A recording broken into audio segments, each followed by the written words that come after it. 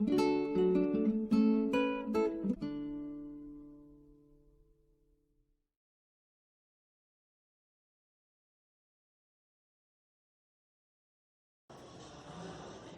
dia, irmãs, irmãos. Estamos aqui mais uma vez nesse domingo, um novo começo de semana, com os nossos anseios, desejos e com muito desafios. Todos nós temos tido muitos desafios durante esse intervalo. Mas agora vamos respirar, sentar comodamente para iniciarmos os nossos trabalhos desse domingo, dessa manhã, pedindo a Deus Todo-Poderoso que nos intua, que nos proteja, que nos acolha. Então, fechemos os nossos olhos, pensemos em algo bom que aconteceu essa semana. E assim ficaremos mais leves.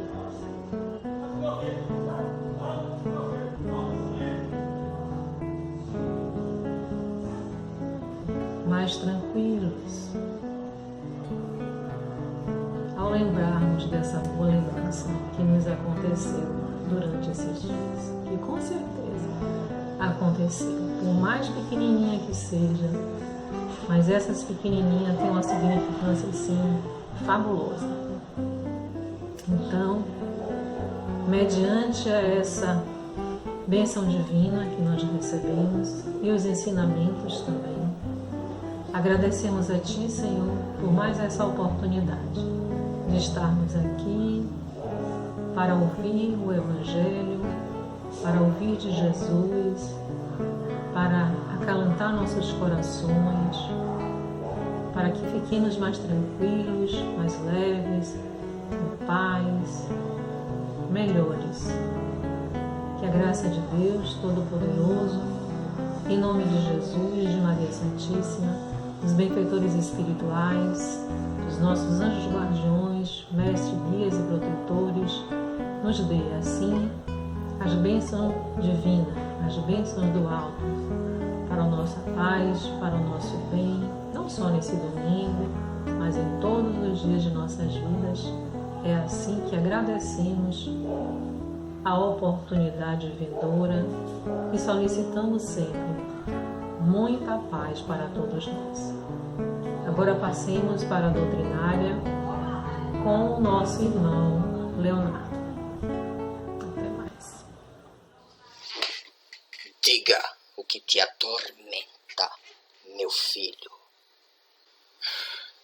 Profeta Ferdinando, é que a pessoa que eu amo me largou e eu não consigo viver sem ela. Não se preocupe. Trarei a pessoa amada em 3 dias. 3 dias? Esses 3 dias eu não vou ter tempo de me preparar. A criatura chega, encontra o apartamento um caos como tá, e aí já viu, né? Dá meia volta e eu nunca mais vou ver. Entendo, meu filho. Então, o que acha? Trarei em 3 semanas. Não! 3 semanas é muito, profeta Ferdinando. Sim, que seja. Mas em 3 semanas a minha ansiedade já me devorou e eu virei uma úlcera ambulante. 1 semana, meu filho, e eu trago seu amor para sempre. 1 semana tá bom. Ao mesmo tempo que dá tempo de eu me organizar, eu também não vou enlouquecer de ansiedade. Mas, desculpe, essa parte de para sempre tem um medinho. É que, enfim, sou assim meio tipo irreversível. E não, eu sou apaixonado, eu sou louco, mas você sabe como é, né? As coisas mudam, o tempo passa e de repente você ter uma pessoa para sempre conectada a você é um pouco obsessivo. Desse jeito, com tantas exigências. Um profeta é pouco para você, meu filho. Só o Cristo em pessoa para resolver seus problemas. Eita. Peraí, cadê seu sotaque, profeta? Não é o profeta Ferdinando que está aqui. Quem está aqui é o guia dele, o anjo Gabriel. Meu filho, você é muito complexo.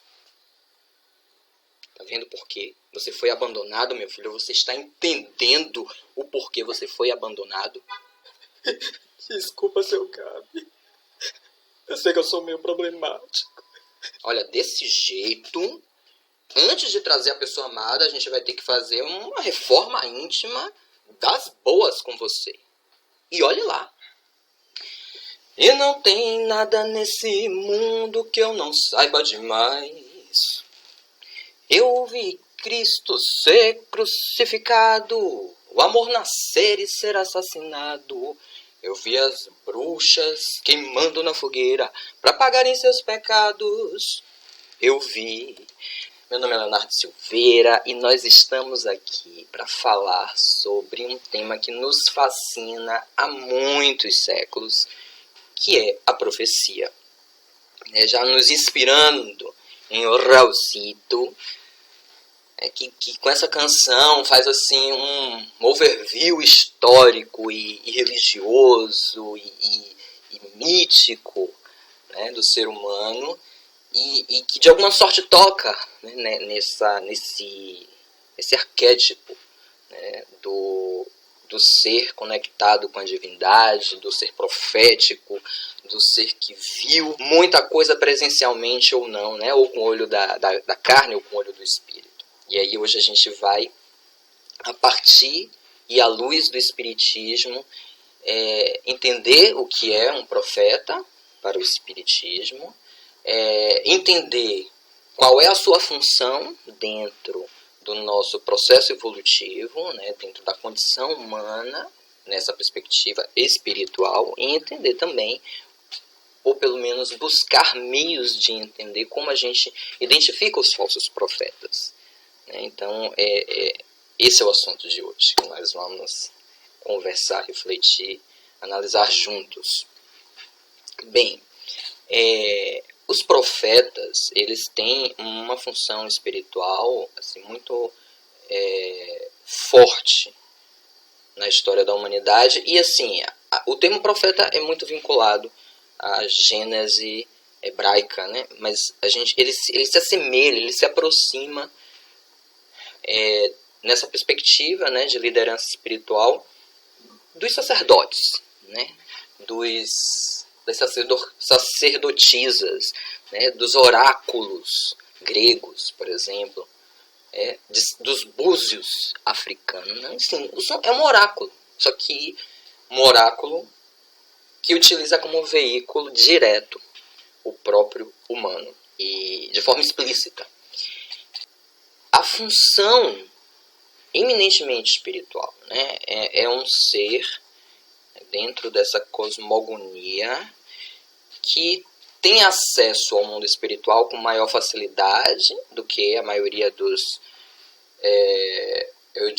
meros imortais, ou seja, os espíritos que ainda estão no processo muito inicial da vida espiritual e que não tem tanto nível de amadurecimento como esses espíritos proféticos, né, que são espíritos mais experimentados. Dentro da perspectiva espírita, eles não são superiores no sentido rigidamente hierárquico, eles têm um alcance de visão maior, eles têm uma conectividade maior com o mundo espiritual, porque são espíritos mais experimentados, né, que já tem uma jornada espiritual maior, já conseguem enxergar com maior nitidez a sua própria condição espiritual, então eles acessam o mundo espiritual de uma forma mais direta do que os espíritos que ainda estão começando a se perceber enquanto espíritos, ainda muito nos estágios iniciais. Então, é um guia espiritual, né? É um guia que consegue acessar de alguma forma o mundo espiritual, que consegue uma conectividade mais expressiva com a divindade e que tem, dentro da perspectiva espírita, a função eminentemente de contribuir, né, para o crescimento espiritual daquela comunidade, né? Produz impulsos, saltos, né? Então, quando a gente vai lá para a classificação dos mundos de prova e expiação, o Espiritismo traz como método evolutivo para essa característica de espírito, né, as provas e as expiações. Então, como é que a gente evolui quando está essa faixa evolutiva? Ou através, né, de resgates, através, né, de ressignificar posturas muito corrosivas que nós escolhemos em vidas passadas, né, através de expiações, né, ou então através de uma missão que possa ser proveitosa, né, tanto para mim, que vai me dar um impulso, né, evolutivo, mas também para os outros, né, para os outros espíritos daquela comunidade com a qual eu estou relacionado, estou vinculado e também tenho, né, um histórico de compromissos. E os profetas, né, os sacerdotes os sérios, né, os verdadeiros, né, os conectados com a espiritualidade, os que estão realmente focados no processo evolutivo humano, né, mais do que nos interesses terrenos, né, esses são espíritos que conseguem enxergar o funcionamento da vida espiritual melhor e compartilhar com sua comunidade. Naturalmente, né, o Evangelho segundo o Espiritismo nos traz que alguns profetas, né, alguns desses sacerdotes, também tiveram a habilidade de prever certos acontecimentos, e dentro da cultura hebraica passou-se a associar quase que diretamente, né, a função do profeta à função, né, do vidente do futuro, né, do previdente. Mas são funções que não necessariamente caminham juntas, porque a função primordial é realmente uma função mais de inspiração moral, né, de reformulação moral, de reconstrução moral, ética, melhor dizendo, de uma reconstrução ética do funcionamento dos espíritos, para que eles consigam se aproximar mais da divindade, entender mais sua própria condição espiritual e estabelecer relações mais respeitosas, mais amorosas. Mas aconteceu, né, em alguns casos, esse fenômeno que, o Espiritismo também tem uma versão de como essas coisas acontecem, né? Então você tem todo um leque de possibilidades mediúnicas, e alguns desses espíritos tinham uma evidência muito, né, muito clara, e para o Espiritismo não existe fatalismo, exceto a lei de progresso. Entretanto, existe uma programação que também não é rígida, alguns casos muito definidos, em outros muito flexível, mas é uma programação de reencarnatória que já prevê, de certa forma, alguns acontecimentos, né, algumas experiências que aqueles espíritos serão submetidos, e esses espíritos encarnados, com essa clarividência, conseguem acesso a essas informações, a esses registros espirituais, conseguem ter acesso através do seu psiquismo mais dilatado, ou através, né, da energia fluídica, do magnetismo, e eles conseguem, né, desenvolver esse tipo de mediunidade, que também não é absolutamente pontual, e tem sempre, quando se trata de uma previsão séria, tem sempre o objetivo de instruir, né, de orientar e de inspirar, nunca de passar por cima, né, do livre-arbítrio. Então, não necessariamente um profeta, ele será um presciente. Até porque, muito mais importante do que prever o futuro para a perspectiva espírita de evolução e de crescimento, né, é você se transformar, né, um espírito com uma característica diferente do mundo de provas e expiação. É o dos mundos primitivos, é você ir se aproximando cada vez mais, se conectando cada vez mais com a divindade, estabelecendo relações mais decentes, mais respeitosas, consigo mesmo e com o outro também. Então essa, para o Espiritismo, é a função primordial do profeta. naturalmente, dentro de uma condição de provas e expiação, né, a gente está falando de espíritos ainda com o ego desorganizado, né, ainda muito influenciados pela lógica do mais forte, né, uma lógica de sobrevivência animal. E ao longo dos séculos, isso não é novidade para ninguém, o homem, né, desenvolveu diversas técnicas e táticas e estratégias para dominar o próprio homem, né, o lobo do homem. E essa relação com a divindade, né, que foi, digamos assim, uma das primeiras formas organizadas de produzir sentido e organizar a vida social humana no planeta Terra, foi muito utilizado em processos de legitimação de domínio de um homem sobre o outro ou de um grupo sobre o outro. O conhecimento era muito restrito, né? As pessoas não tinham uma formação formal, né? Tinham outros tipos de formação, mas a formação formal era dada para o grupo seleto, e também a própria experiência religiosa era muito envolta em mistérios, em códigos, em uma lógica de eleitos, em detrimento dos meros imortais. E à medida em que um homem vai aprendendo, conhecendo, criando novas formas de produzir conhecimento, criando formas de passar esse conhecimento de uma geração para outra, buscando outras formas de entender a si, a natureza e a própria divindade, o conhecimento, as formas de conhecer e as formas diversas de produzir sentido, elas vão aumentando. E à medida que elas vão aumentando, as pessoas vão tendo mais acesso, elas também vão se apropriando, inclusive da própria espiritualidade, né? Que antes era a função do guia espiritual, era dizer, olha, vem para cá, vai para lá. Mas aí entra, né, a lei do livre-arbítrio, porque o processo evolutivo ele ocorre sobretudo internamente, né, na própria estrutura interna, psíquica, espiritual do ser. E então não basta apenas seguir leis para se atingir certo nível espiritual. É necessário que certas leis elas estejam eclodidas dentro do próprio espírito, né? Porque você só obedece à lei X porque tem olhos te vigiando, então aquilo ainda não faz parte de você, né? Você está com medo de uma lei externa e você obedece por conta disso. É diferente de uma pessoa que realmente se transforma, que entende a justeza daquela lei, caso seja uma lei justa, e a importância dela para o seu crescimento, para o crescimento do outro, e isso muito naturalmente, depois que isso é introjetado, é vivido, né? Sem precisar que as pessoas cobrem isso de você. Mas é um processo complexo, né? Esse processo de sociabilidade humana, o processo de autoconhecimento, né? O próprio processo de entender o que é certo e errado, ele é muito complexo e ele vai variando ao longo das experiências, da história, né? Dos grupos sociais.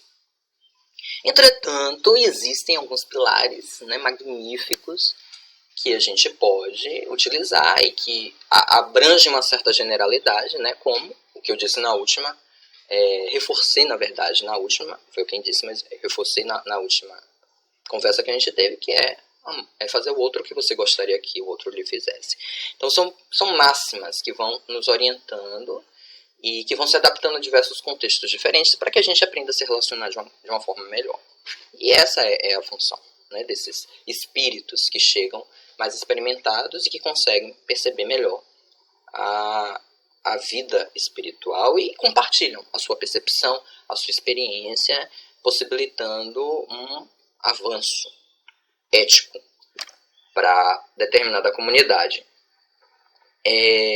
Agora, é claro, como nós ainda estamos em um profundo processo de reelaboração, ainda nas primeiras faixas, estamos ainda muito misturados com os sentimentos, né? Com muito medo, com muita culpa, com muita raiva, com muito ódio, né? Os sentimentos mais densos, e aí a gente subverte negativamente, né, esses princípios, buscando apenas nos beneficiar. Daí vem os falsos profetas. Os falsos profetas são pessoas que se apropriam de um certo conhecimento da vida espiritual de uma comunidade e tentam manipular o outro, tentam acessar, né, o livre-arbítrio do outro, controlar, manipular, definir o que o outro deve ser para tirar as vantagens próprias, né, para poder se beneficiar de uma forma bastante egoísta, né, bastante irresponsável muitas vezes, porque produz um mal terrível, produzindo incredulidade, né, produzindo desconfiança na possibilidade do ser humano se relacionar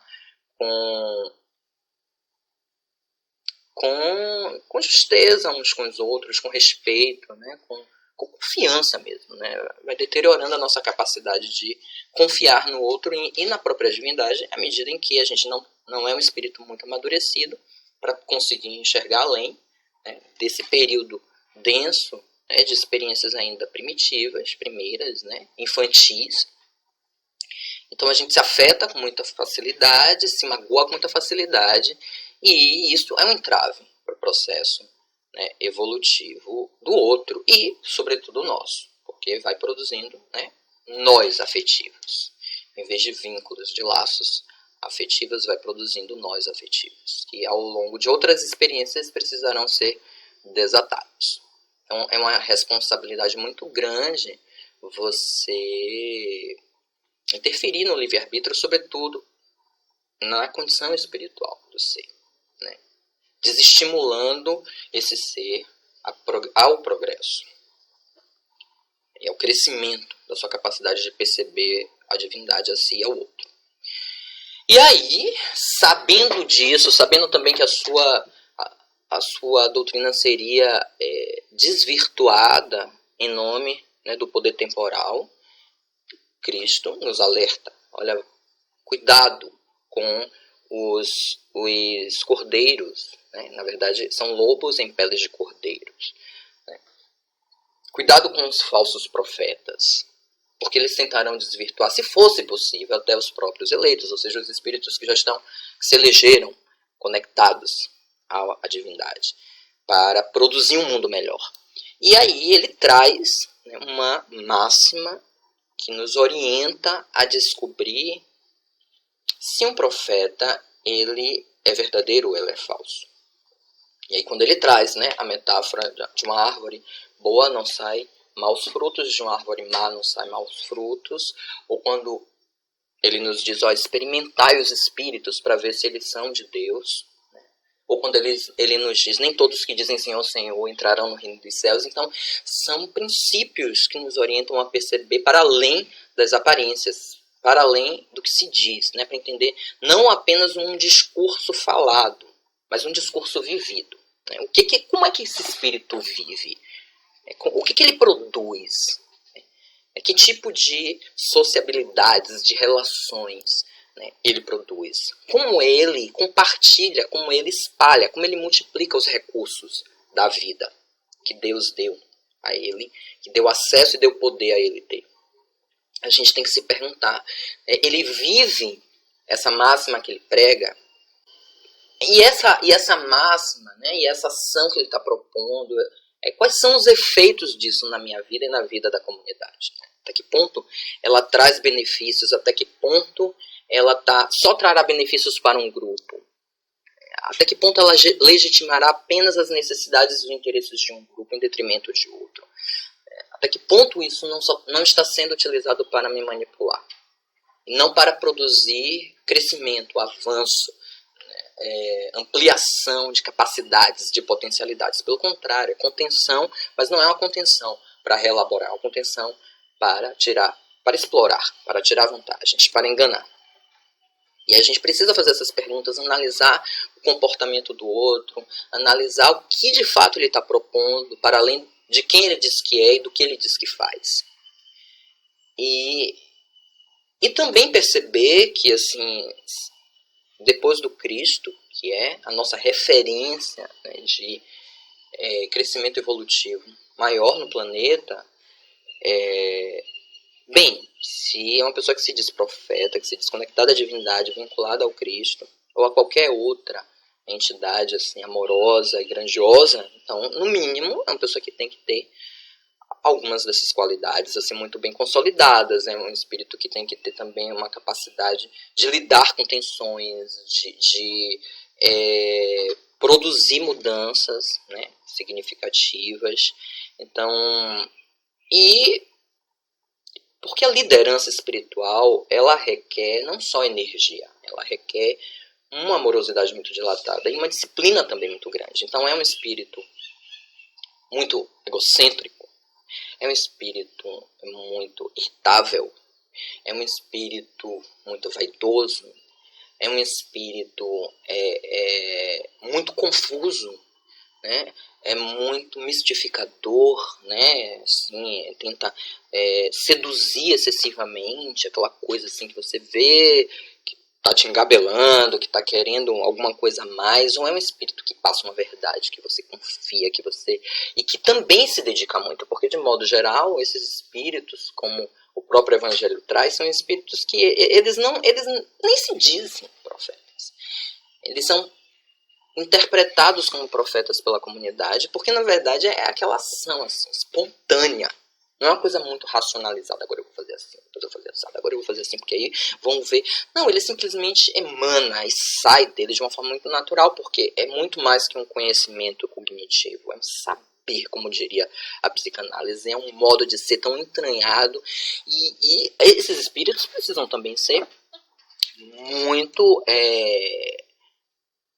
caridosos, mas a caridade não no sentido apenas de que eu sou muito bom, então sou muito cheio de virtudes, eu vou dar essas virtudes para vocês, eu vou espalhar um pouco de virtudes pelo mundo, porque eu sou repleto de virtudes. Não, isso é vaidade, né? E também é uma ignorância, porque você está hoje numa condição muito, digamos, legitimada, amanhã pode não estar. A própria lei de causa e efeito e a própria multiplicidade das existências, né? Uma vez que se creia nisso, ela vai produzindo mobilidades. Então não se trata de estar acima ou abaixo, né? Mas se trata de ter um desejo muito grande de melhorar a si e de contribuir para que o mundo melhore. E é uma entrega, é uma dedicação, é uma amorosidade e é também um exercício muito grande de humildade. Então, se são espíritos que não têm isso, então eles podem até ser profetas, mas não são profetas crísticos, né, que buscam a condição crística, que estão vinculados ao Cristo. Porque eles pregam e vivem o avesso do que o Cristo nos estimulou a vivenciar. Então a gente precisa, isso tudo, né, é para nos estimular a construir uma fé raciocinada, refletida, né? Então, entendendo que o que nos salvará em termos de nos angariar uma condição espiritual de liberdade, né, de felicidade, não é estar na igreja tal, ou não estar na igreja tal, ou estar vinculado ao ramo tal, ou ao conhecimento tal, ou porque você pode estar vinculado a uma série de áreas de conhecimentos, estilos de saberes, etc. e não viver isso, ou não transformar isso num conteúdo divino, ou seja, isso não vai ser convertido em benefícios. Então, você tem às vezes, muitas vezes uma coisa muito boa, um conhecimento muito bom, mas você não consegue viver aquilo, você subverte negativamente, porque você subverte aquela lógica para poder dominar o outro, né? É uma pulsão de destruição, né? E não de vida, é uma pulsão de morte, mas morte no sentido de aniquilamento, não de perpetuação, né, da vida para além do mundo físico, mas uma morte num sentido, né, menor, porque é o aprisionamento do ser, é a busca pela contenção para o domínio e aprisionamento do ser. É diferente, né, de você estar promovendo liberdade, crescimento, compartilhando recursos de forma amorosa. Então, é fora da caridade, entendendo a caridade não apenas como aquela relação hierárquica entre quem dá, uma pessoa muito elevada que dá, para alguém muito baixo que recebe. Não, a caridade no sentido... Nós poderíamos atualizar hoje o termo caridade pelo termo solidariedade, amorosidade, respeito. A caridade é essa, até porque dentro do próprio espiritismo a caridade há muito não se reduz à caridade material, né? Mas é a construção dos laços mesmo, né? E também o compartilhamento de recursos para que as pessoas também vivam bem. Então, essa é a função do profeta. E se o ser não cumpre essa função, né, então ele não pode ser considerado um profeta à luz do espiritismo. É isso. né? E a gente precisa estar experimentando mesmo, né? E experimentando e se experimentando para também perceber até que ponto a gente não se converte também em falsos profetas. E a ideia é que hoje você tem mais recursos, você tem mais acesso, né? Você tem acesso a tantas possibilidades de exercício de espiritualização, você tem tantos ramos, tanto conhecimento, mas a gente também tem, né, as pessoas que querem se aproveitar daquilo que é importante para o outro para poder manipular o outro. Então precisamos também estar atentos, precisamos fazer essa leitura, entender que os falsos profetas eles não estão apenas exclusivamente na religião do outro, na religação ou no modo de produzir sentido assim, mais importante do outro, mas no meu também. Se eu não estiver atento aos meus processos, se eu não estiver atento, me experimentando para saber se eu também sou um espírito, né, de Deus, e percebendo se o outro também é. Né? E também tem um outro exercício para a gente finalizar, que eu acho assim, a gente precisa também aprender a fazer certos filtros. Né? Porque assim, a pessoa que naquele momento está em posse da fala externa, da fala projetada para a comunidade, né, é também um espírito em processo de crescimento. Então é um princípio que é um espírito que tem também as suas sombras, tem os seus limites de alcance, de percepção, né, tem também suas ideias pré-concebidas. Então a gente precisa também aprender a fazer um filtro, né, não tomar como uma verdade absoluta. Às vezes é uma pessoa que a gente admira, que percebe qualidades, é diferente de uma pessoa que, por exemplo, fala para te manipular ou para conseguir algo de você. Esse é o falso profeta. Né? Às vezes a pessoa tem um equívoco, mas não é por maldade, não é por perversidade, não é por interesse, é por ignorância. Né? E a gente precisa filtrar isso também, né? Porque ninguém... E assim, a máxima que o Cristo traz, e que o próprio Espírito, né, que interpreta no livro, no Evangelho segundo o Espiritismo, esse trecho do Cristo, ele traz uma máxima que a gente vai finalizar com ela. Senhores, um espírito vinculado a Deus, profundamente vinculado a Deus, como seria um profeta, como são os profetas verdadeiros, eles não agem como se tivessem a posse absoluta da verdade.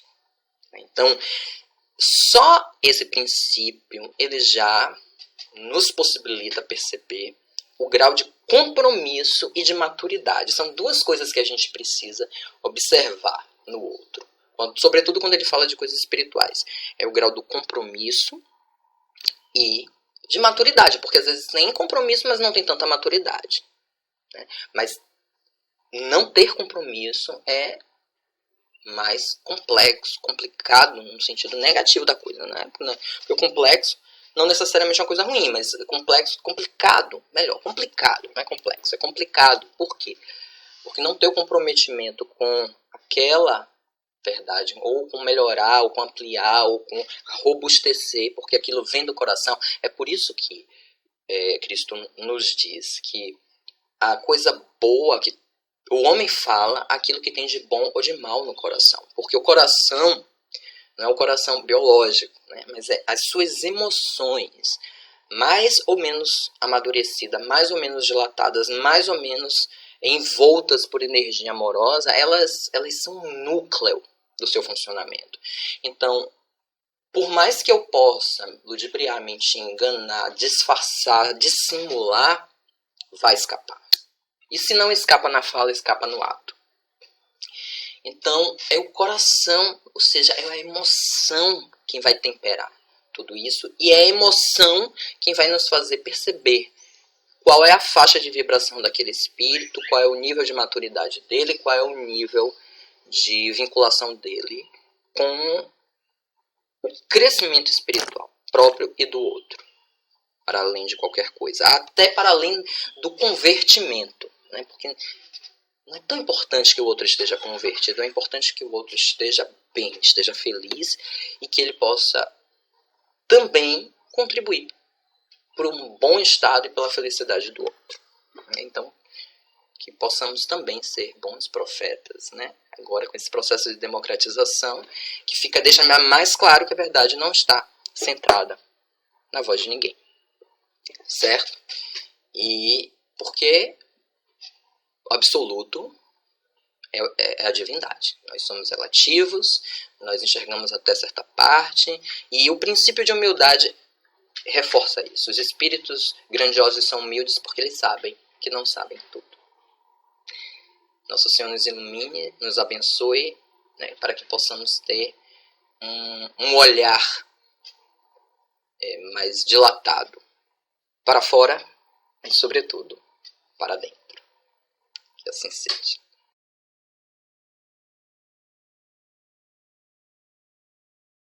E agora vamos para o passe, os tratamentos espirituais, agradecendo ao irmão Leonardo pela palavra, pela verbalização, né? Pedindo a cada um que agora também se concentre. Aqueles irmãos que estão em tratamento mais específico, sintam-se à vontade para se deitar, colocando a sua garrafa de água, seu copo com água,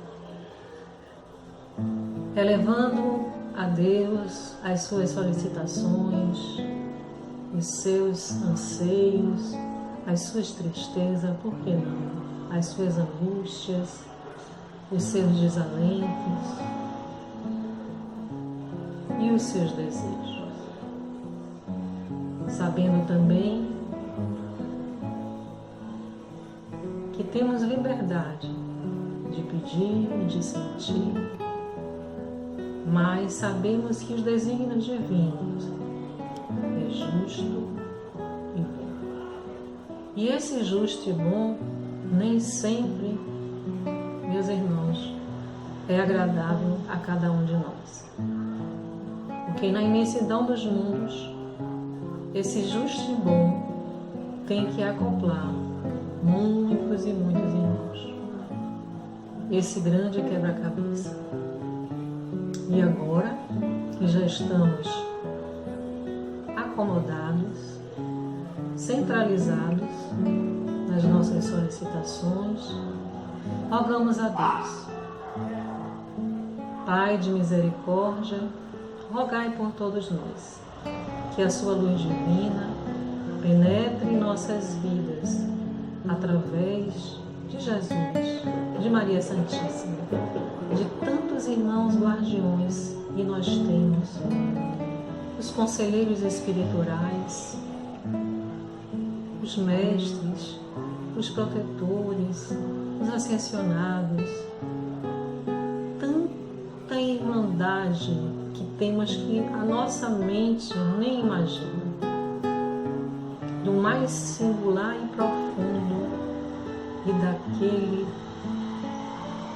que a luz exalta e clareia todo onde eles passam. Que essa luz, que a luminosidade de Deus, caia sobre nossas vidas, permanecendo assim para as nossas necessidades primícias, dando a cada um de nós força, alegria, bem-estar, para que a nossa caminhada se torne não mais leve, mas mais bem vivida, mais bem entendida, mais bem esclarecida. Que esses fluidos salutares que está em cada garrafa, em cada copo, em cada tratamento específico, seja multiplicado de paz e bem para cada um de nós. Que Deus, na sua infinita bondade e misericórdia, acolha a todos nós indistintamente. E é assim que concluímos a doutrinária, o passe espiritual com o tratamento espiritual, com votos de muita paz. E como a gente fala o nosso mantra, que o círculo branco da paz e da harmonia se feche e se expanda através de nós. Que a luz de Jesus e de Maria nos envolva, nos ampare e nos acalme, e que nos dê esse bálsamo salutar durante todos os dias de nossas vidas, porque todos nós, Senhor, precisamos, agora e todo sempre, que assim seja. Uma boa semana para todos e um beijo no seu coração, irmão. Que assim seja.